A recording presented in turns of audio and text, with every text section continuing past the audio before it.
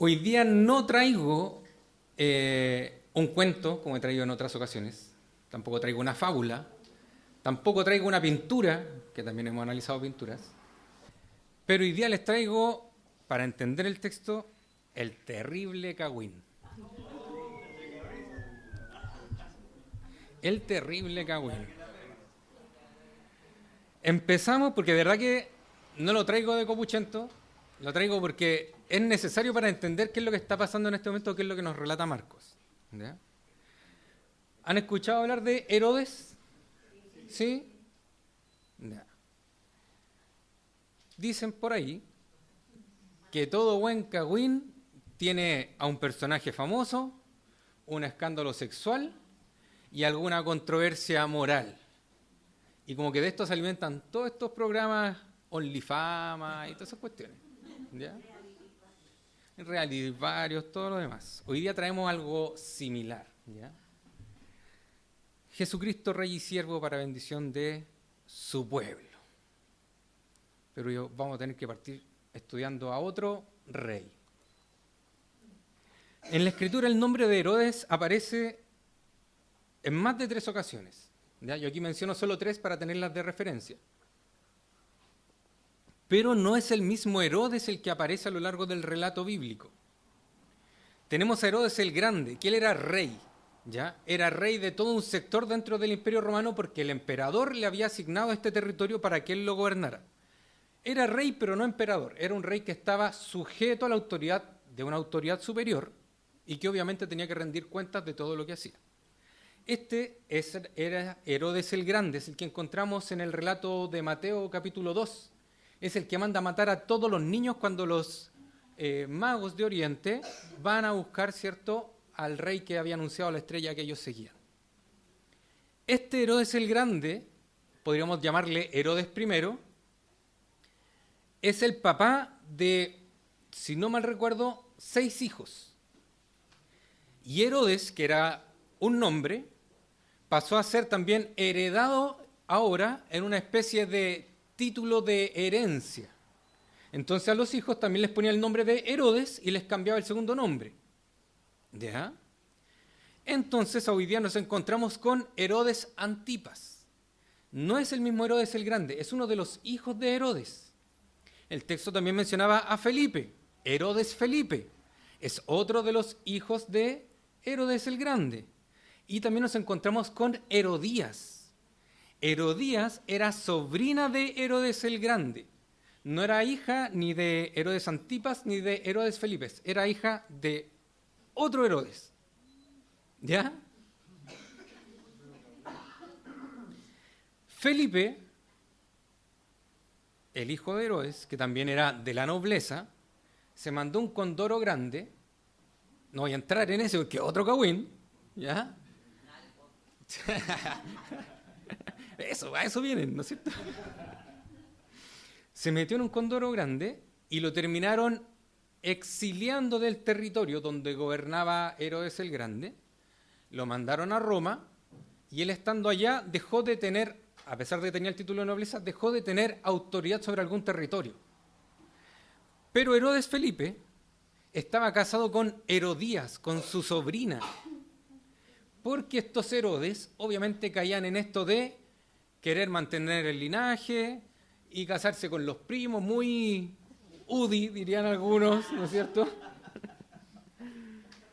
Y cayó en esto de casarse con su sobrina para, él pensando que iba a ser gobernante de alguna cosa, mantener esto dentro de la familia y extender su linaje.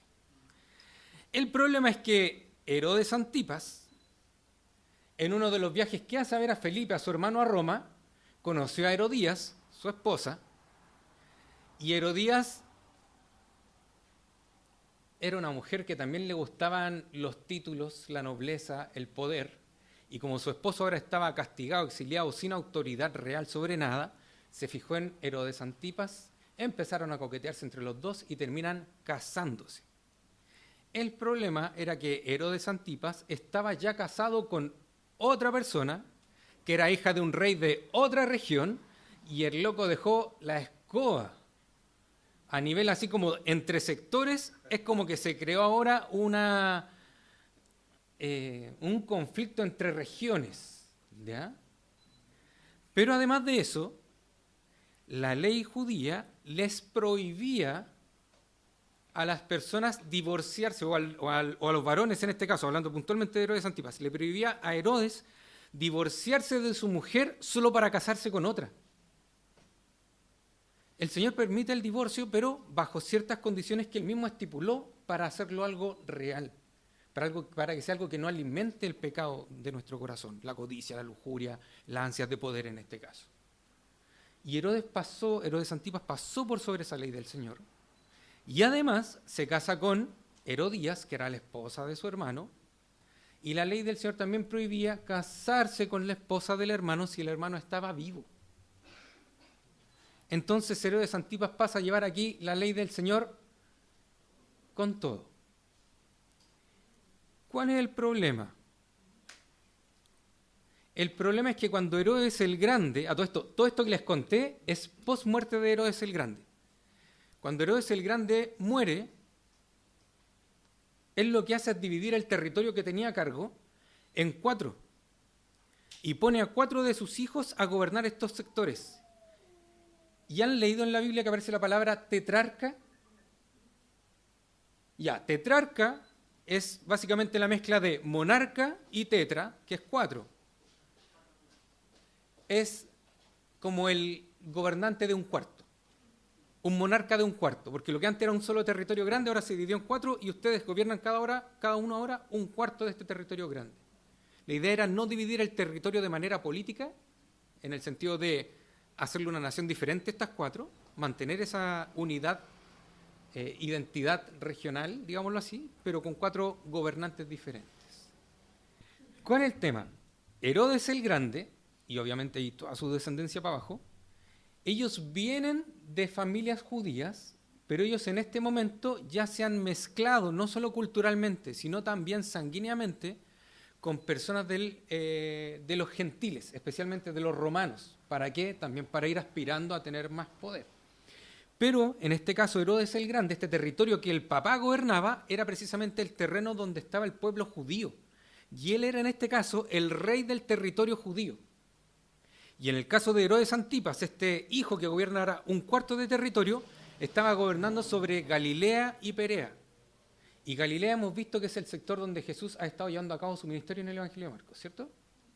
Entonces, sí, estos tipos hacen esa triquiñuela de, si somos judíos, mi antepasado era judío, yo cargo con la sangre judía, pero también pero yo también soy ciudadano romano, entonces valídenme porque yo ahora tengo derecho a usar mis leyes romanas. Y de hecho así es como Herodes Antipas valida todo este proceso de divorcio y casamiento con la esposa de su hermana, por las leyes romanas, no por las leyes judías. Pero, estando él, y el tercer Herodes, para ya sacármelo de la cabeza, Herodes Agripa, en Hechos 12, ustedes lo ven que hay algunos discípulos que les toca ir y dar cara frente a él. Este Herodes Agripa es sobrino de Herodes el Grande, o sea, la sucesión de nobleza y de gobierno se mantuvo, perduró en el tiempo con estos Herodes. Pero ahora volviendo a Herodes Antipas y ya enfocándonos un poquito más en él, porque es de él quien habla el texto de hoy.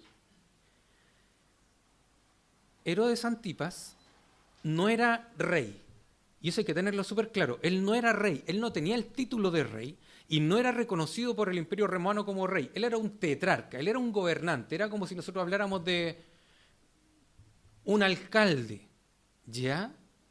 Pero no era realmente presidente de Chile. El loco era un alcalde de un sector, pero él quería ser reconocido como rey y él anhelaba el título de rey y él muchas veces fue a Roma a apelar ese título para que lo nombraran rey, pero los romanos y el emperador no se lo querían dar. Pero él frente a los judíos sí se presentaba como rey. Y aquí es donde Juan el Bautista, que vemos también en el texto de hoy, cumple un papel político-religioso, si queremos verlo, muy fuerte. Primero, Juan el Bautista, recordemos lo que él predicaba. después de mí viene uno que es más grande que yo. Y él básicamente lo que hacía con su predicación era anunciar que ese rey que estaba siendo esperado por los judíos, el Mesías que anunciaba el Antiguo Testamento, ya estaba acá y que iba a venir después de Juan el Bautista. Ya, imagínense ahora, o pónganse los zapatos de Herodes Antipas, si él quería tener y ocupar el cargo o tener el título de rey de los judíos.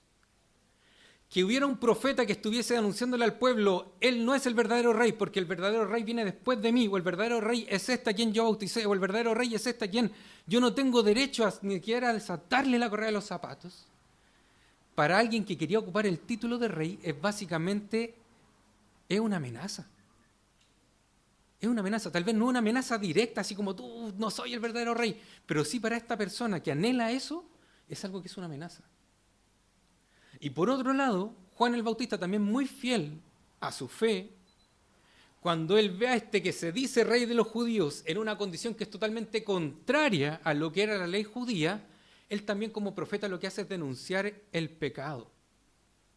Juan el Bautista, nosotros lo hemos visto, es un tipo que vivía en el desierto, se vestía con pieles de animales, comía langosta y miel. Era una persona de verdad que no tenía ninguna autoridad, no era alguien políticamente reconocido, no era como si fuera un candidato oponente que viniese a serrucharle el piso o que viniese a opacarlo ahora con rumores, como lo hemos estado viendo en nuestras elecciones. Juan el Bautista era simplemente alguien que decía, la ley del Señor dice esto y tú estás en contra de la ley del Señor. Y esto llegó hasta los oídos de Herodes, llegó hasta los oídos de Herodías y les molestó tanto que finalmente deciden hacer algo y ahí es que vienen y lo toman preso.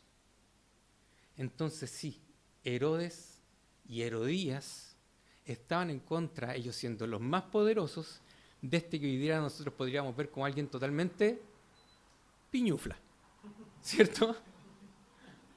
No era un gran guerrero, no era un líder político, no era ni de la junta de vecinos. Era simplemente alguien que se paraba frente al pueblo y predicaba la ley del Señor. Eso hacía Juan el Bautista. ¿Qué tal el Cagüín? Bueno, ¿no? ¿No lo conté completo? ¿En qué termina? Termina. Recuérdame al final por si se me olvida. Recuérdame al final porque sí, este Cagüín tiene un final. Todavía queda. Queda apaño por cortar todavía. Oremos. Buen Dios y Padre Celestial, Dios Santo, Dios amado, te agradecemos, mi Señor, por tu palabra, te agradecemos porque nos permites, Dios mío, ver cómo tú eres soberano sobre toda la historia, mi Señor. Gracias, Padre Celestial, porque sigues cuidando de tu pueblo, mi Dios. Y si hoy estamos aquí reunidos, glorificándote, alabando tu nombre, escuchando tu palabra, Señor, recordando una vez más el gran amor que tú tienes por nosotros y cómo tu gracia, mi Señor, ese regalo inmerecido, eso que no podíamos ganar, eso que nunca, Señor Dios, habríamos tenido derecho a exigirte tú, Dios Santo, por simple amor y porque te place, lo revela, Señor, a nuestros corazones y hoy día nos permites disfrutar de ser tus hijos, mi Señor. Gracias, Padre Celestial. Somos tus hijos porque tu gracia, Señor, nos ha alcanzado y te lo agradecemos. Te pedimos, mi Dios, que tu gracia hoy día se manifieste también en tu palabra, que me permita, Señor, ser instrumento en tus manos, Señor, y que seas tú glorificado y exaltado en este día y no yo. Dios mío, habla a nuestros corazones, moldea, Señor, nuestro carácter y Dios Santo, llévanos a amarte un poco más. Gracias por tanto, mi Señor. Te agradecemos todo en el nombre de Jesús. Amén. Vamos al texto, ¿ya? Porque no solo de cagüines vive el hombre. Primera parte del versículo 14 dice: el rey Herodes se enteró de esto, pues el nombre de Jesús se había hecho célebre. Como muy acertadamente hizo el tuto, esto se conecta precisamente con los versículos que vienen antes. Recordemos que Jesús ahora había reunido a sus discípulos de dos en dos, como nos predicó el Luchito muy bien la semana pasada, muy clarito el texto, y los mandó él ahora a predicar con su autoridad. Eso significa que también van en su nombre. Y el ministerio que estaban llevando a cabo los discípulos fue un ministerio al parecer muy exitoso. Porque ahora esto que los discípulos estaban dando a conocer, es decir, el nombre de Jesús, estaba llegando incluso a los oídos de Herodes, que era una autoridad que estaba súper alto. Anda a llegar hoy día que un rumor entre nosotros llegue a los oídos de Boris o de Donald Trump. No va a pasar.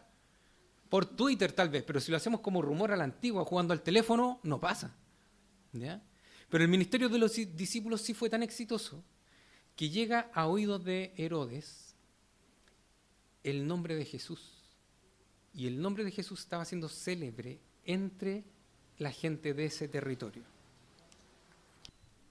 Y sigue el versículo 14. Y la gente decía, Juan el Bautista ha resucitado entre los muertos, por eso que estos poderes milagrosos actúan en él. Fíjense en esto. Los discípulos iban y actuaban en nombre de Jesús y con la autoridad de Jesús. Pero la gente no reconocía a Jesús como el Mesías ni como el Rey, sino que intentaban ellos explicar entonces quién es este en el nombre del cual me están enseñando, predicando, sanando, expulsando demonios, todo. Y ellos buscaban darle una explicación racional a lo que estaban viviendo. Dato ñoño. Las grandes herejías a lo largo de la historia de la Iglesia es porque queremos explicar los misterios de la fe con nuestra razón. Cuando decimos que Jesús no era realmente hombre, sino que era solamente Dios y era una especie de fantasma u holograma que se movía entre la gente, que a todo esto es una herejía del siglo III, es porque no podían aceptar que Jesús era completamente Dios y a la vez completamente hombre. No podían aceptar esta doble naturaleza. Ellos necesitaban encontrar una explicación racional. No lo hagan. Hay cosas que no logramos entender. Y ahí es donde también se aplica la fe. Y en las cosas que logramos entender, también se aplica la fe. ¿Ya? La razón y la fe no son enemigas, son complementos porque Dios nos bendice con razón y con fe. Pero ellos ahora, para darle una explicación, para entender qué es lo que estaba pasando, dicen, es Juan el Bautista que ha resucitado, por eso tiene estos grandes poderes. Juan el Bautista durante su ministerio no tenía grandes poderes. No se nos dice en ninguna parte que Juan el Bautista sanaba gente, no se nos dice que expulsaba demonios, no se nos dice que resucitaba personas, nada de eso. Pero había entre los judíos un rumor muy popular de que si alguien llegaba a resucitar, resucitaba ahora con poderes. ¿Por qué? Porque la persona que resucitaba era alguien que probablemente no había pecado o que había alcanzado el favor de Dios. Y si alguien alcanzaba el favor de Dios, iba a venir entonces también con el poder de Dios. Entonces, como ellos veían ahora a los discípulos en el nombre de Jesús haciendo todo esto, ellos decían, ¿quién es más santo y justo? ¿Quién es la persona más santa y justa que hemos conocido?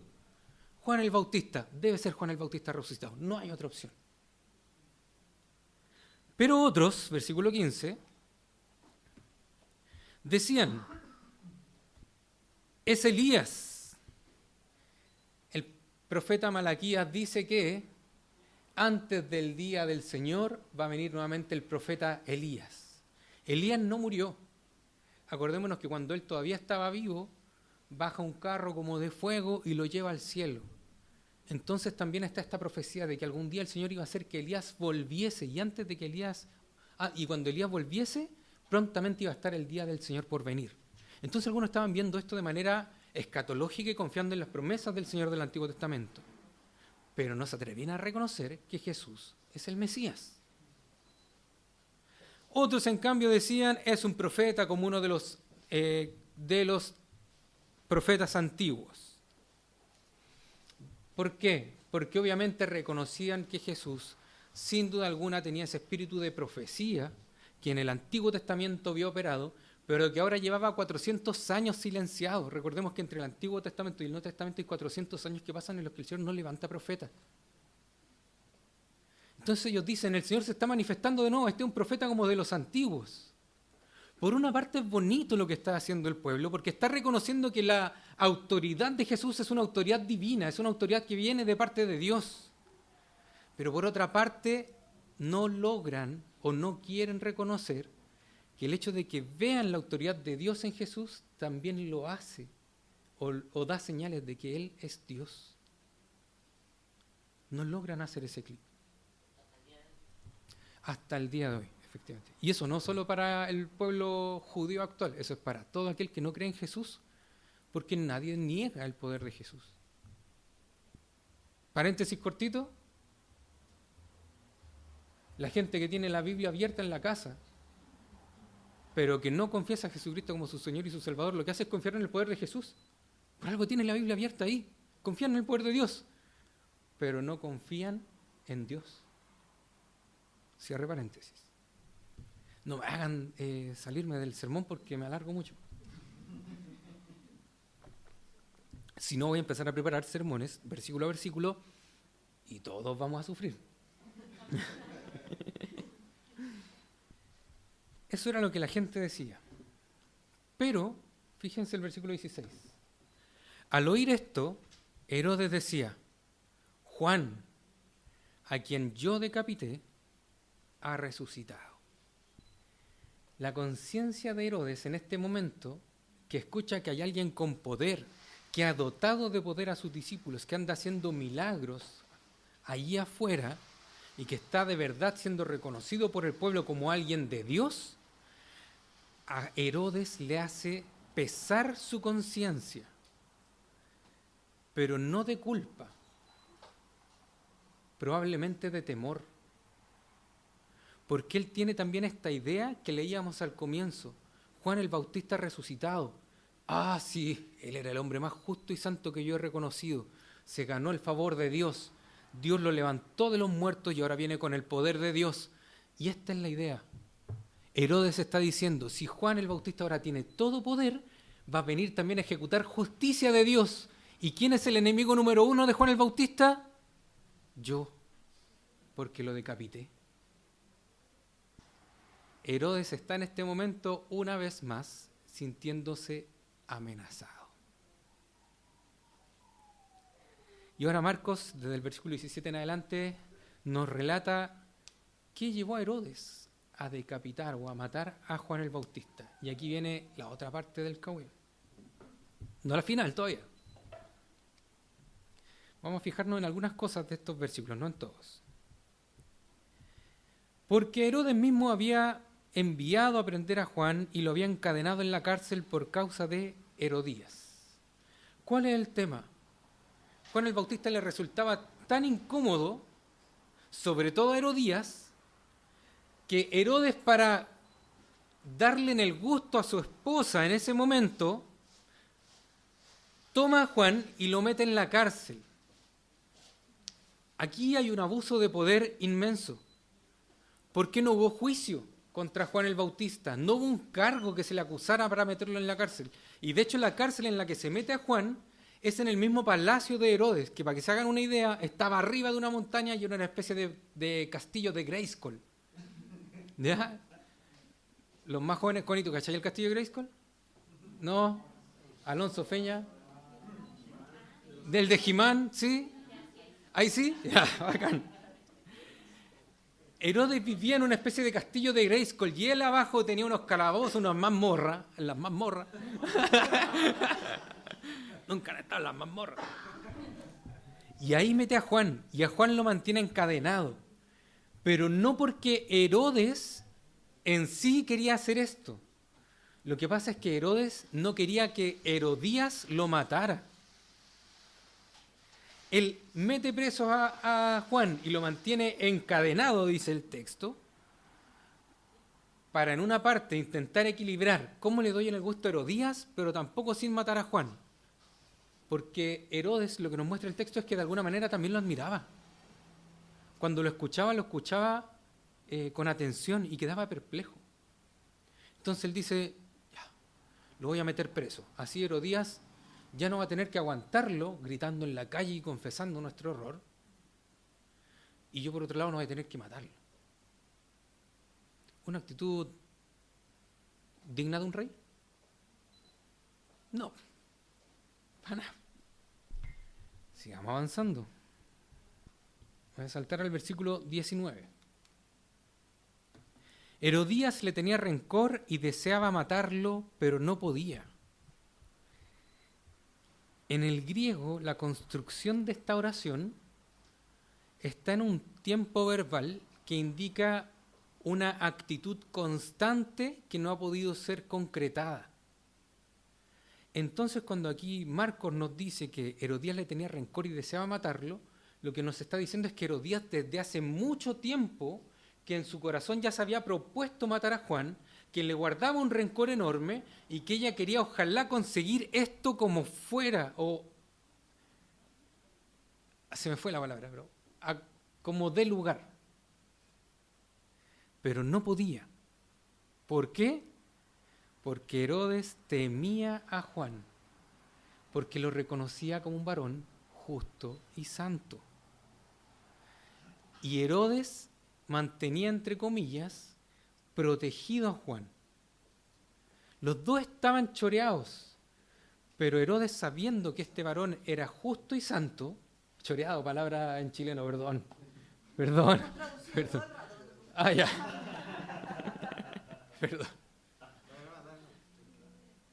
Voy a tener que hablar como los Simpsons, con un castellano más transversal.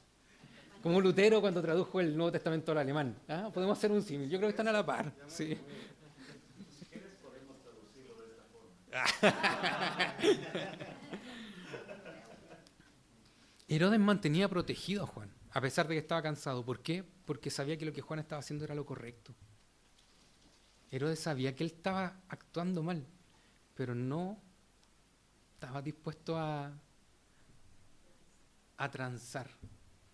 Su anhelo de ambición era mucho mayor, su orgullo. Y el versículo 20b, lo que les mencionaba en delante. Cuando le oía Herodes a Juan, se quedaba muy perplejo, pero le gustaba escucharlo. Paradójico, ¿no es cierto? Porque es la persona que te está diciendo que hay un verdadero rey que no eres tú. Es la persona que te está diciendo lo que hiciste es incorrecto. Tú estás gobernando sobre los judíos y estás transgrediendo la ley judía. Pero Juan el Bautista no solo denunciaba el pecado, él como buen profeta también anunciaba la gracia de Dios. Y aquí es algo que, nuevamente, paréntesis dentro de la explicación del texto, nunca tenemos que olvidar cuando presentemos el Evangelio. Por lo general, caemos en ese error de solo mencionar el error de la persona y de denunciarlo o condenarlo por su error. Y olvidamos la parte en que la gracia del Señor también es un mensaje mucho más importante que entregar. Juan el Bautista eso hacía. Por eso que a Herodes le gustaba ir a escucharlo. Y de hecho, muy probablemente Herodes no lo soltaba de la cárcel. Era Herodes el que bajaba a las mazmorras. Porque si subía a Juan a los exacto, si lo llevaba a las cámaras del rey o al comedor del rey, iba a tener problemas con Herodías. Entonces era Herodes el que bajaba a escucharlo y a conversar con él. Iba a hacer su podcast. Curioso, y aquí quiero que hagamos un pequeño paralelo con lo que vimos hace 2 sermones atrás. Cuando Jesús va a Nazaret y en la sinagoga le enseña a la gente que estaba ahí, que lo conocía de cabro chico, tocopilla. La gente se asombraba con su enseñanza, se asombraba con su sabiduría, pero menospreciaban a Jesús por quien Él era. Y es por eso no estaban tampoco dispuestos a transar. Lo mismo sucede aquí con Herodes. Y ahora Marcos, en una especie de...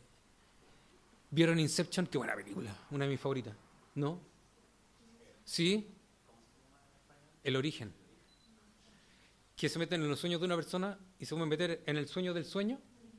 Ya, Marcos aquí está haciendo algo así. Nos relata primero la escena de Herodes acordándose o enterándose de los rumores. Herodes haciendo memoria de por qué lo mató a decapitar. Y ahora nos hace el todavía más adentro de cómo fue esa situación en puntual. Así que Marcos ahora nos relata cómo realmente mató a Juan el Bautista. Y el versículo 21 dice, 21 y 22 le voy a dar lectura. Llegó un día oportuno, cuando Herodes, siendo su cumpleaños, ofreció un banquete a sus nobles y comandantes y a los principales de Galilea. Y cuando la hija de Herodías, Flavio Josefo, historiador del siglo I, muy confiable, nos dice que la chica se llamaba Salomé. Y no era hija de Herodes con Herodías. Probablemente era hija de Felipe con Herodías. Herodes era el papastro de Salomé. ¿Ya? Llegó un día oportuno cuando Herodes, siendo su cumpleaños, ofreció un banquete a sus nobles, comandantes y a los principales de Galilea. Aquí está la crème de la sociedad judía de ese momento. Los principales eran como la gente importante y que ocupaba puestos de gobierno, podríamos decir como la clase política. Tal vez para hacer un paralelo. No es exactamente lo mismo, pero es un paralelo. A los comandantes, es decir, reunió aquí a los jefes de los ejércitos, a los que podríamos llamar hoy día como los representantes de la fuerza militar, y a los nobles. Y los nobles no eran necesariamente los que gobernaban, pero eran aquellas familias aristocráticas que ocupaban puestos de importancia dentro de la sociedad. ¿Ya? Acá en Chile tenemos algunas, pero no me acuerdo de ningún nombre en este momento. Se me fue.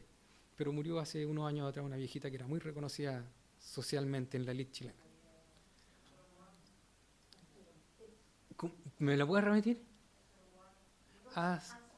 Rosa Astaurua. Yeah.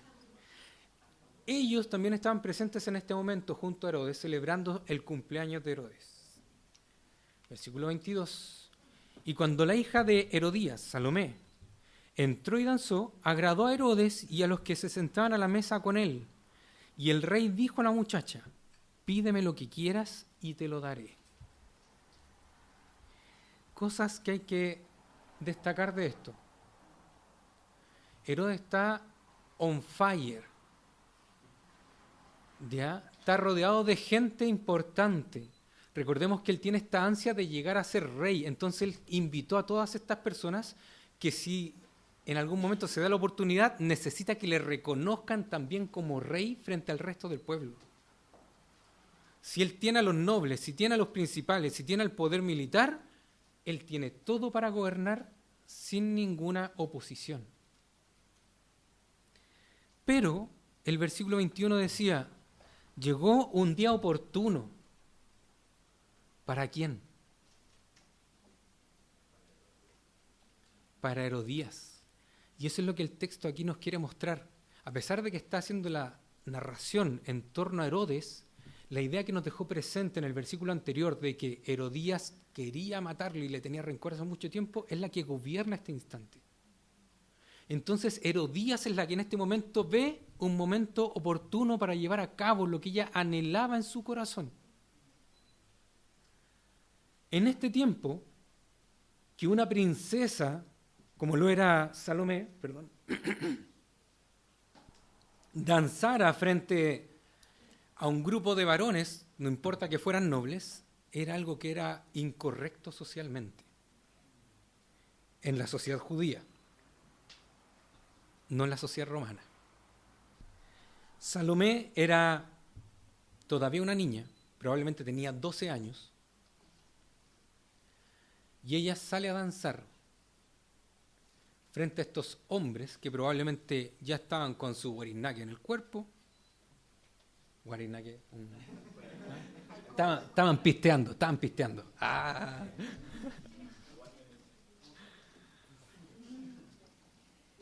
No nos dice el texto que hayan sido danzas sensuales o provocativas, que van a escuchar tal vez o van a leer algunos comentaristas que lo proponen de esa manera. La verdad es que el texto no lo menciona de esa manera. De hecho, probablemente fue una danza infantil. Fue como: mi hija hoy día me quiere agradar porque estoy de cumpleaños. El problema es que la niña saliera a danzar frente a los varones era algo que no correspondía. Herodes no se nos muestra como alguien despiadado, de hecho se nos muestra como alguien igual, dentro de todo compasivo, porque él mete a Juan en la cárcel para protegerlo. Y de hecho él le gusta ir a conversar con él y no lo quiere matar porque él siente admiración por Juan. Entonces probablemente cuando Herodes está aquí contento porque la danza de Salomé agradó a los que están acá, Herodes no está sintiendo en este momento un apetito sexual desenfrenado, ¿ya? No quiero que tampoco satanicemos del todo a Herodes. Probablemente él en este momento lo que hace es sentirse como papá chocho. ¿Ya? Y como ve que su hija viene a darle un regalo de cumpleaños que es bailar para él, y que más encima muestra este amor que tiene por él frente a todo el resto que tiene que validarlo algún día como rey, Herodes se siente, pero en las nubes. Tengo todo para ser rey. Tengo hasta el amor de la que hoy es mi hija. Y por eso es que Herodes también le promete a la muchacha, pídeme lo que quieras y te lo daré. Algo que en verdad no era capaz de hacer Herodes. No estaba dentro de sus facultades. Él no era rey. Pero fíjense en esto. Versículo 23. Y le juró, te daré lo que me pidas hasta la mitad de mi reino. ¿Se acuerdan de esta frase? Porque aparece antes en la Escritura. ¿Se acuerdan en dónde aparece? ¿O se me fue la garganta?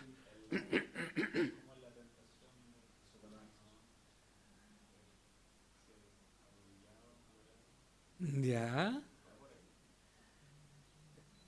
Muy buen vínculo tuto.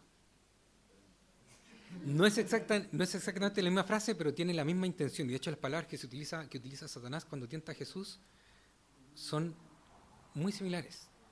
Pero hay otro pasaje de la Escritura donde el texto aparece, si no igual, muy, muy similar. Cuando Artajerjes, el rey de Persia, permite que Esther se aproxime a él. ¿Se acuerdan de eso?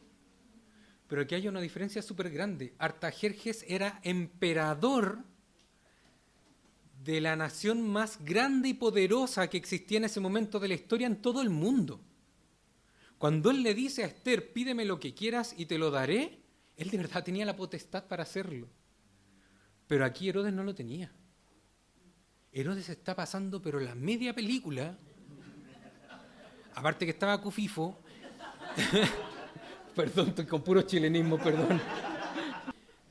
Aparte de pasarse la película y de que estaba cufifo, lo que él quiere es ahora mostrar poder frente a los que también están con él aquí celebrando el cumpleaños.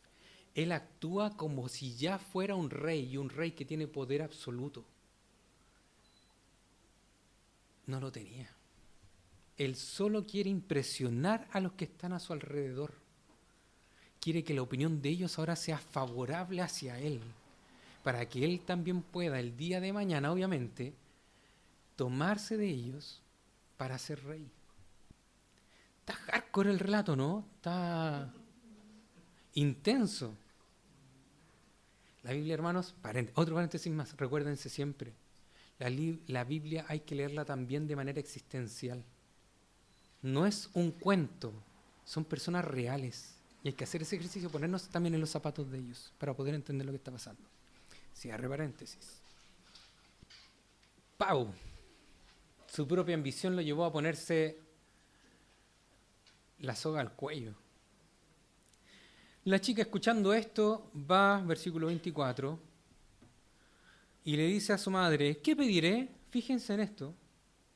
Herodías orquestó probablemente, de hecho, casi con 100% de certeza, el hecho de que Salomé salga a bailar, porque era ella la que estaba esperando el momento oportuno.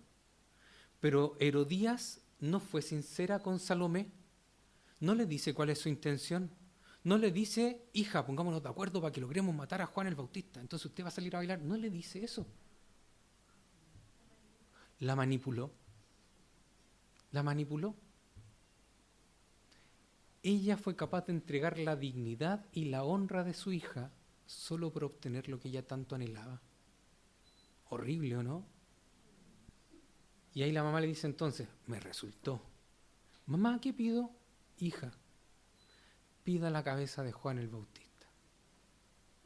Para una niña de 12 años ver una cabeza, no creo que haya sido una buena crianza, ¿o no? Pero a Herodías no le importaba, ella solo quería conseguir su objetivo. Saltemos algunos versículos, vamos al 26. Aunque el rey se puso muy triste, porque el rey admiraba a Juan, sin embargo, a causa de sus juramentos y de los que se sentaban con él a la mesa, no quiso contradecirla. Herodes no estaba obligado a cumplir este juramento porque Herodes sabía que esto también era contrario a la ley del Señor. Y él estaba precisamente frente a los que eran autoridad en este momento en el pueblo de Dios. Él podría haberle dicho a Salomé, sabes que no puedo cumplir eso porque es contrario contra la ley de Dios. Y se lo habría sacado. Pero como él hizo este juramento intentando mostrar poder y autoridad, ahora es ese mismo juramento el que lo tiene preso. Porque si él en este momento no cumple lo que juró, toda esa buena opinión que ha logrado generar en los que lo rodean, se viene abajo. Se contradice. Y entonces perdería todo esto que hasta el momento ha logrado. Y el versículo 27. Al instante el rey envió, fíjense que él está triste, pero su tristeza no es mayor a su ansia también de validarse frente al resto. Al instante el rey envió a un verdugo y le ordenó que trajera la cabeza de Juan. Y él fue y lo decapitó en la cárcel. Y trajo su cabeza en una bandeja y se la dio a la muchacha, y la muchacha se la dio a su madre. ¿Qué hacemos nosotros para los cumpleaños? Apagamos la luz y alguien entra con una bandeja con la torta, ¿cierto? Fuerte la imagen, ¿no es cierto? Aquí no entra una bandeja con la torta, entra la bandeja con una cabeza, y con la cabeza de un hermano nuestro. Y se la traen a Herodes, Herodes se la pasa a Salomé, el loco desubicado. Y Salomé se la lleva a su mamá. Al fin, ambos consiguieron lo que querían. Ambos consiguieron lo que querían. Y el versículo 29 dice, con esto vamos cerrando el estudio del texto. Cuando los discípulos de Juan oyeron esto, fueron y se llevaron el cuerpo y le dieron sepultura. Dentro de todo lo triste y amargo de la situación que acabamos de estudiar, de cómo un hermano nuestro pierde la vida solo por el capricho, el ego y la ambición de un par de personas, hay una nota que igual trae un poco de consuelo. Juan el Bautista, a pesar de ser decapitado, igual es tratado con cariño. Sus discípulos, aquellos que lo reconocían como maestro, igual deben haber estado en este momento muy dolidos y muy tristes, porque ellos estuvieron muchos años con Juan el Bautista aprendiendo de él. Ellos probablemente estaban abatidos por la tristeza, estaban llenos de dolor y de rabia por la impotencia de no poder hacer nada ante esta injusticia. Estaban llenos de frustración frente al abuso de poder que se había realizado. Y posiblemente ellos también en este momento, tragándose todo esto que están sintiendo, están arriesgando su propia vida, yendo al castillo de Herodes a ver si les entregan el cuerpo de Juan. Si Herodías le tenía tanto odio a Juan el Bautista, probablemente cuando vea a sus discípulos lo que va a querer hacer es matarlos también. Sin embargo, ellos se arriesgan su propia vida, van allá, piden el cuerpo de Juan. Herodes, dentro de la tristeza que tenía y el cariño que le tenía a Juan, probablemente también accede a esto y les pasan el cuerpo. Ellos se llevan el cuerpo ahora para poder honrar de alguna manera a su maestro, para darle un funeral junto a su familia y que no sea alguien que simplemente quedó allá abandonado sin cabeza, y para posteriormente sepultarlo de una manera digna. El Evangelio de Mateo agrega una nota muy tierna. Dice que después de que esto sucede, ellos van ante Jesús y le avisan que Juan había muerto. Recordemos que Juan era primo de Jesús. Y así termina el estudio del texto de hoy. ¿Lo dejamos hasta acá? ¿O vamos a ver cómo se aplica esto a nuestra vida hoy día? Quedamos más aturdidos después de esto, ¿no? Quedamos con ese sinsabor que se le llama. Sí. El texto presenta muchos contrastes, pero quiero que nos enfoquemos primero en este. Tenemos dos discípulos de Dios, o dos escenas de discípulos de Dios.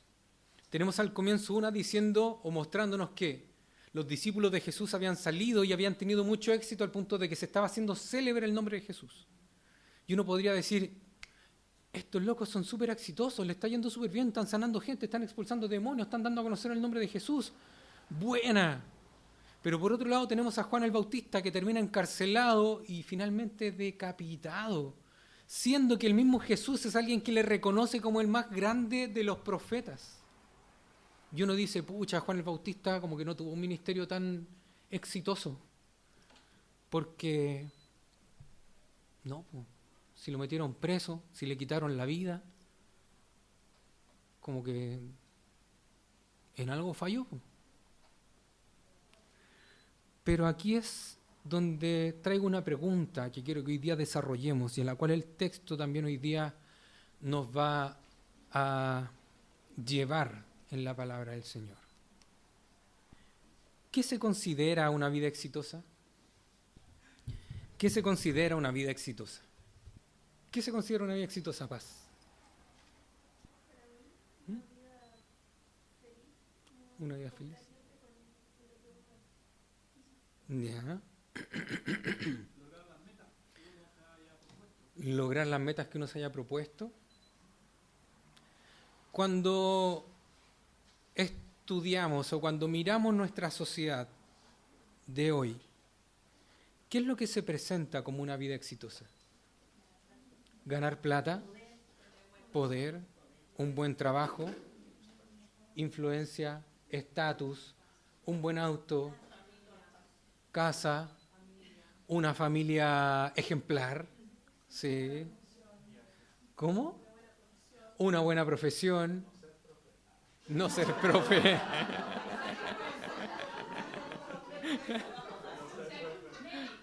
Sí.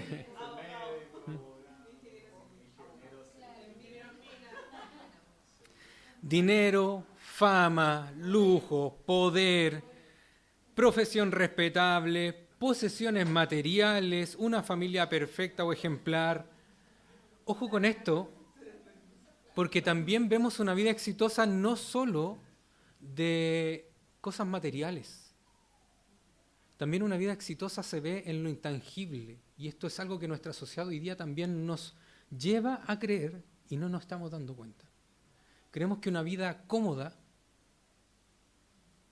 una vida que no tenga problemas, es una vida exitosa. Y de hecho se nos muestra en muchas películas a ese típico rico que como que se levanta sin estrés. ¿Cierto?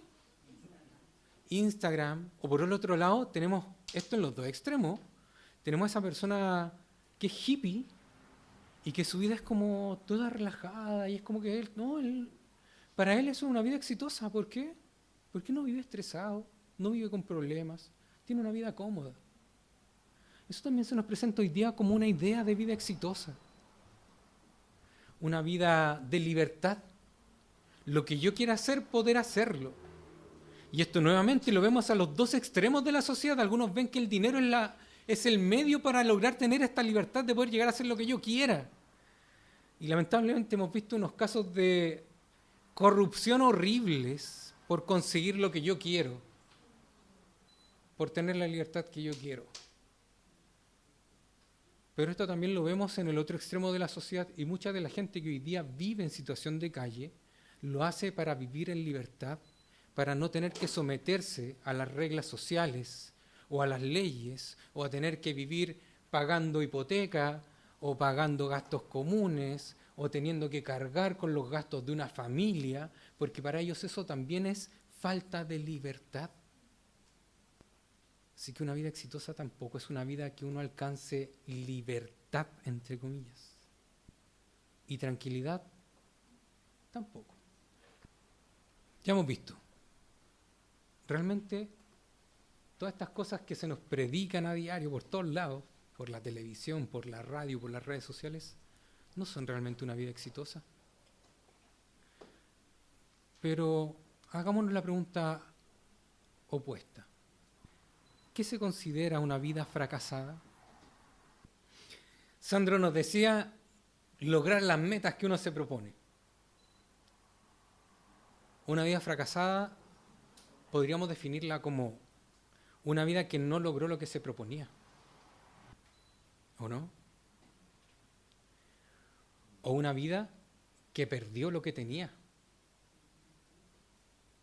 Veámoslo en el caso de estas personas que heredan grandes empresas, que no saben después darles continuidad y terminan perdiendo todo.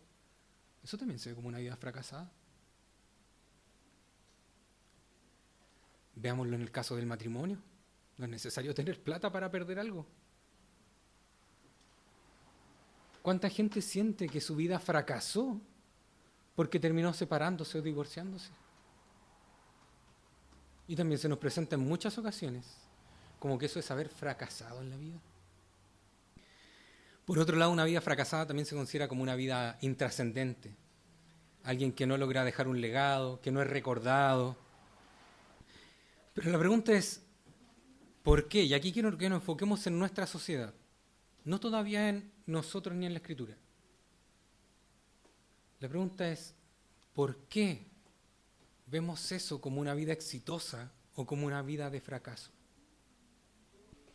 ¿Porque pensamos que nuestra identidad está en eso? Vale, buena respuesta. Desde chicos que nos enseñan como a ver lo que la sociedad espera de nosotros. Porque se considera que los exitosos nunca fracasan, nunca fallan porque nacieron así. Porque nos da seguridad. Yo creo que Sandro, de manera inconsciente, menciona algo que es crucial para entender hoy día lo que el Señor nos quiere hablar. Y es que nosotros y nuestra sociedad por lo general considera el fracaso y el éxito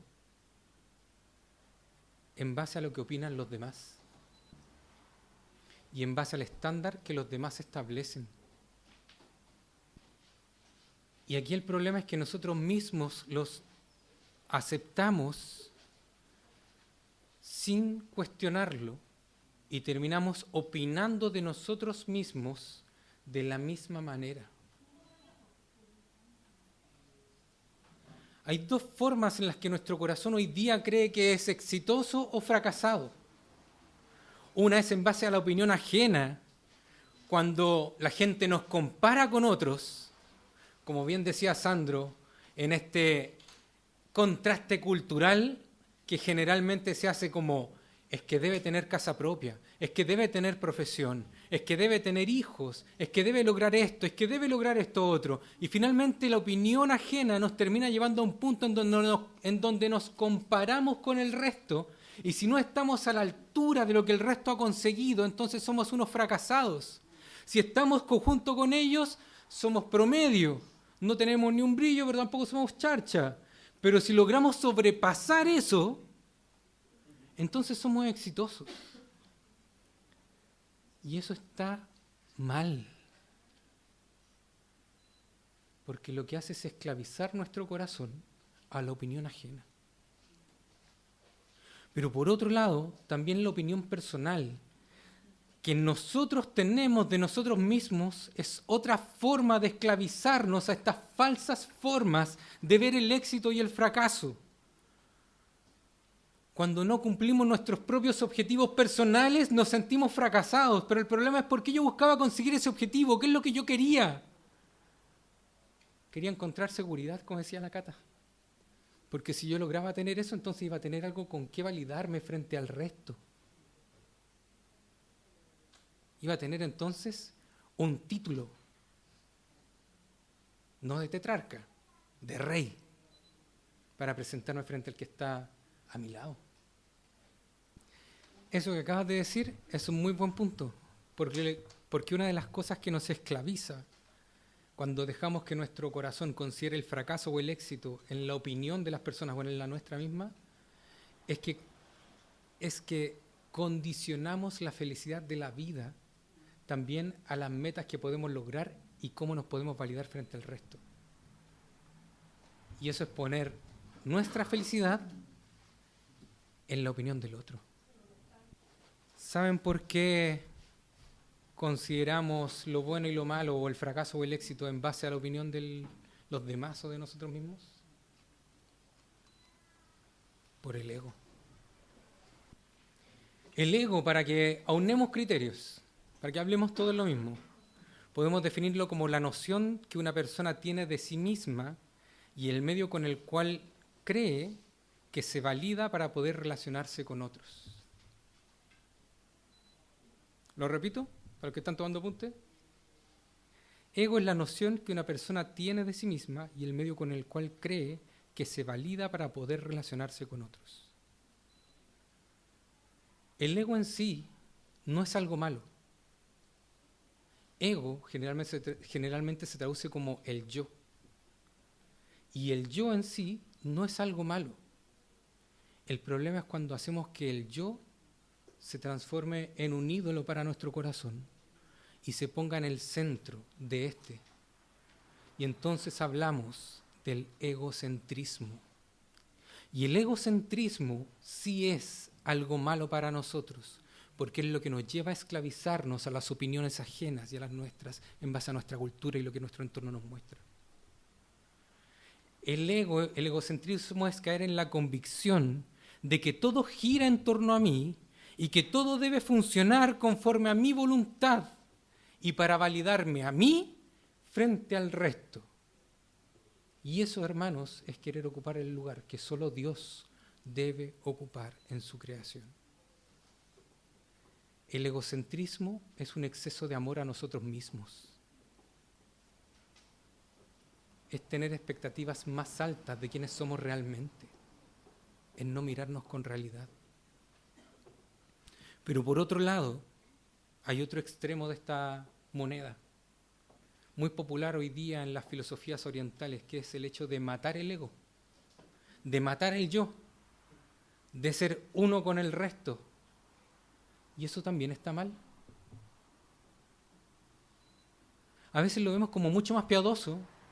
No, esa persona renunció a todas sus posesiones, renunció a todos sus anhelos, renunció a todos sus deseos. Es una persona como que fluye con todo y como que lo vemos muy espiritual y muy santo. Pero ¿saben qué?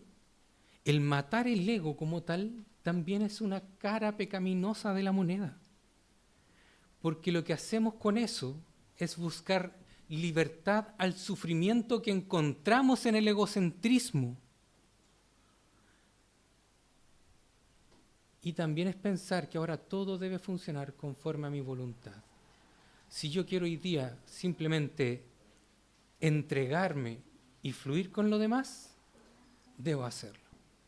Eso es querer huir del sufrimiento. Y nuevamente, querer huir del sufrimiento, extinguiendo el yo, es un exceso de amor a uno mismo. Si ponemos nuestra identidad, nuestro valor como persona, nuestra autoestima en la opinión de las personas, entonces dejaremos que eso guíe y gobierne nuestra vida. Cualquiera de estas dos caras, ya sea el egocentrismo o el egoísmo, son lo mismo, poner nuestra identidad y nuestro valor, ya sea en la opinión que yo tengo de mí o en la opinión que el resto tiene de mí. Y eso es la corrupción del ego. Pero si el ego no debe llegar a ocupar el centro de nuestro corazón, pero tampoco debemos llegar a extinguirlo, porque eso sería anular una parte de nosotros mismos con la cual Dios nos ha creado. Entonces, ¿qué hay que hacer con el ego? ¿Educarlo? ¿Sí? ¿Someterlo a Dios? Lo que la Escritura nos enseña es algo mucho más maravilloso que lo que nosotros podríamos llegar a pensar en primera instancia. Y es que el ego puede ser redimido. Y aquí está algo que nunca tenemos que olvidar ni perder de vista. Cuando Dios crea al ser humano en Génesis, lo crea perfecto, sin corrupción, sin egocentrismo, pero sí con conciencia del yo. Es decir, ellos no habían matado su ego, no eran ausentes de ego, pero tampoco eran egocéntricos. ¿Por qué? Porque en ese momento el yo del ser humano estaba centrado en Dios. Y no en las cosas creadas ni en ellos, ni en la opinión de los animales, ni en la opinión de Eva con Adán, ni en la opinión de Adán con Eva. Ellos estaban en ese momento, tenían el yo centrado en Dios. ¿Se puede redimir el ego? Sí. ¿Se puede redimir el ego? ¿Cómo? Yendo nuevamente a Dios. ¿Quién es la fuente de redención? ¿A dónde tenemos que ir? Si nos hemos dado cuenta entonces que somos demasiado egocéntricos o que por otro lado me gustaría desaparecer para no seguir sufriendo, no lo voy a conseguir. Porque la única solución real para todo el mal que hay en el mundo es Dios, y es el único que tiene el poder para redimir todo lo creado de la corrupción del pecado. Y eso incluye la percepción que nosotros tenemos de nosotros mismos. Delante decíamos que el ego es poner nuestra identidad, nuestro valor y nuestra forma de presentarnos ante el mundo en algo. Ese algo no es algo, es alguien. Es Dios. ¿Cómo puedo redimir entonces hoy mi ego? Dejando que mi identidad, mi valor, mi carta de presentación sea Dios. ¿Es fácil? No. Es un proceso, y es un proceso doloroso, porque el matar el ego, no en el sentido que lo decía, pero matar el egoísmo, digamos de esa manera, o el egocentrismo, es algo que nos trastoca el orgullo, la soberbia, y que nos devuelve al verdadero título que tenemos, que es pecadores. Pero allí es donde la gracia de Dios una vez más se manifiesta de manera maravillosa. Porque Dios, cuando te ve como pecador, no te condena ni te menosprecia, ni te rechaza, ni te dice no alcanzaste el estándar que yo quería que alcanzaras, por tanto hoy día no tienes valor frente a mí. Lo que Dios dice es todo lo contrario. Te veo, veo tu sufrimiento, lo siento, veo cómo luchas, y yo estoy aquí para estar contigo, para librarte de esta esclavitud que tanto te atormenta. No huyamos del sufrimiento, porque nunca lo vamos a conseguir. Enfrentemos el sufrimiento con la convicción de que yo estoy en Dios. Hagámonos de nuevo la pregunta. ¿Qué es una vida exitosa? Como que nos cuesta contestarlo de buena primera. Hagamos recuento. Jesús ha sido rechazado por los de su propia aldea. ¿Lo miraríamos como alguien exitoso o como alguien fracasado? Lo miraríamos como alguien fracasado, ¿no es cierto? Los discípulos le está yendo bien en su misión. Lo miraríamos como alguien exitoso. Juan el Bautista fue encarcelado y decapitado, como alguien fracasado. Fíjense el versículo 14. El rey Herodes se enteró de esto, pues el nombre de Jesús se había hecho célebre. No es el nombre de los discípulos el que se había hecho célebre ni famoso. No andaba la gente hablando de Andrés, de Pedro, de Juan. La gente andaba hablando ¿de quién? De Jesús. ¿Y quién estaba llevando a cabo la misión? Los discípulos. Fijémonos en esto otro, versículo 16. Al oír esto, Herodes decía: Juan, a quien yo decapité, ha resucitado. ¿Por qué Juan piensa que este Jesús del que él está escuchando hablar es Juan el Bautista? Porque es alguien en quien ha podido conocer o reconocer una persona justa y santa. ¿Qué es una vida exitosa? Es una vida que da a conocer el reino de Dios. Eso es realmente una vida exitosa. Y aquí es donde todo lo que hemos hablado pierde completamente su valor frente a la luz de la Escritura y del amor de Dios, porque entonces las opiniones de los demás ya no van a forjar mi carácter, las opiniones de los demás ya no van a forjar mis metas, las opiniones mías propias que yo tengo porque creo que tengo que cumplir con este estándar ya pierden también su peso. Porque hoy día yo no soy valioso o exitoso porque tenga una casa, porque tenga un auto, porque logre un título, porque me haga millonario o porque viva tranquilo y con comodidades, porque ya no tenga estrés. Yo hoy día soy exitoso porque en la situación en la cual yo me encuentro logro dar a conocer el reino de Dios. Y eso es lo que hace a una vida exitosa. Todo lo demás pierde su valor cuando lo comparamos con el Evangelio. Y es allí también donde nuestro corazón logra encontrar consuelo. Porque no nos importa si nos está yendo bien como a los discípulos y si nos está yendo mal como a Juan el Bautista. Queridos, las pruebas y los problemas son también instancias para dar a conocer el reino de Dios. Y eso era lo que precisamente Juan hacía con Herodes mientras estaba encarcelado. Juan no renunció al llamado que el Señor le había hecho. Juan no dijo, ya no vale la pena. Juan dijo, aquí estoy, el Señor aquí me tiene y aquí voy a seguir viviendo para Él. Y por eso que a Herodes le gustaba conversar con Él.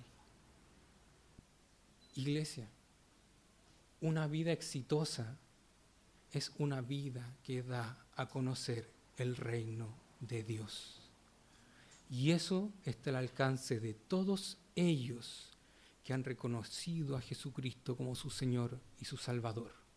No importa la enfermedad que estés atravesando.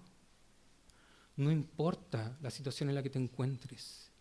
No importa tus bienes materiales, tu situación económica. No importa nada. En dónde el Señor te ha puesto hoy día y qué oportunidad tienes para mostrar el Evangelio, para dar a conocer el reino de Dios y para que otros digan, el nombre de Jesús se ha hecho célebre. Esto probablemente no nos va a hacer populares. Hay ocasiones en las que sí vamos a ser bien recibidos y hay ocasiones en las que vamos a ser mal recibidos. Hay ocasiones en las que tal vez esto va a parecer súper exitoso como con los discípulos y hay otras ocasiones en las que esto va a parecer un fracaso total como en el caso de Juan el Bautista.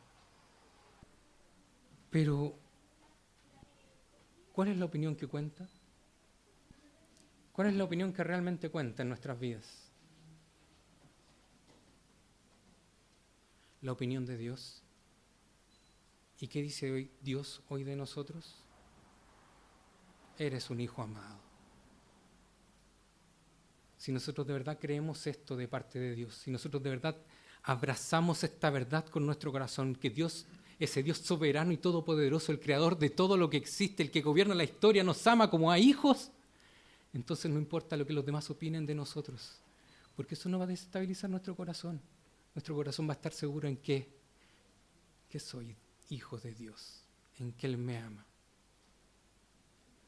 Quiero terminar con esto. Aquí vemos un contraste entre dos personas. Herodes, un falso rey que por alimentar sus caprichos y su imagen ante el resto, mató a un hombre justo y santo.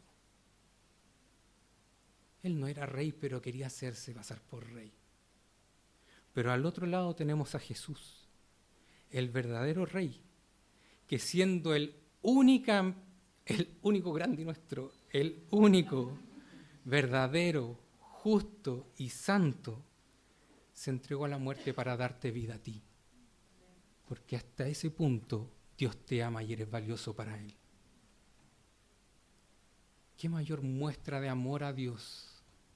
¿Qué mayor muestra de gratitud? ¿Qué mayor reciprocidad que dedicar nuestra vida a darle a conocer con todo? Tal vez para los demás vas a ser un fracasado. Tal vez para ti mismo hoy día eres un fracasado.